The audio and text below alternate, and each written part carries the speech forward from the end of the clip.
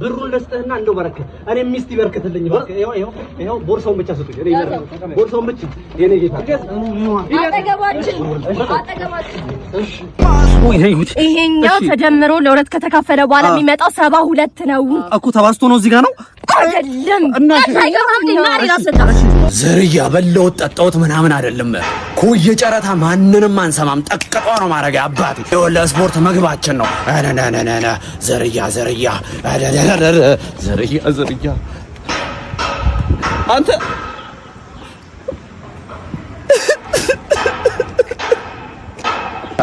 አንዴን ሁለቴን ከዛ ከንፈር መጣው አባቴ እና ለምን ነበር የፈለኩሽማ